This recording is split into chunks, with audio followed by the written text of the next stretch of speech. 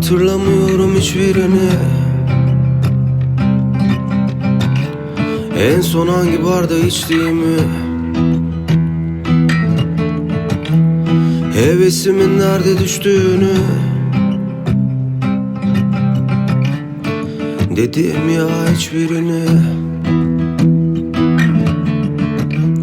Hatırlamıyorum hiçbirini.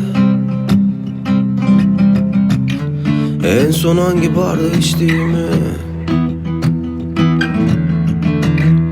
hevesimin nerede düştüğünü. Dedim ya hiçbirini. Uyandım metropolde, dar bir bankta. Kafamda dikişler, gömleğimde kuru bir kan var. Toparlar olsa sert bir kahve hafızamı. Nasıl olur kaybolmadan yaşar bazıları. Hatırlamıyorum hiçbirini. En son hangi barda içtiğimi,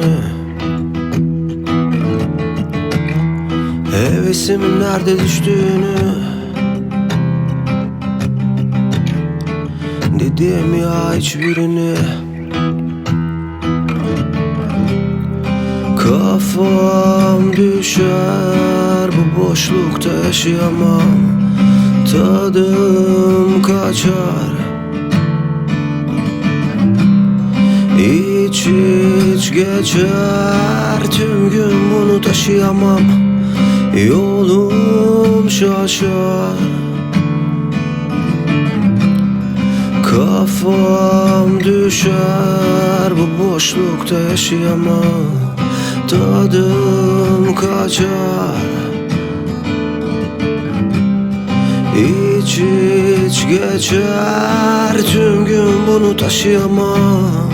Yolum şaşar.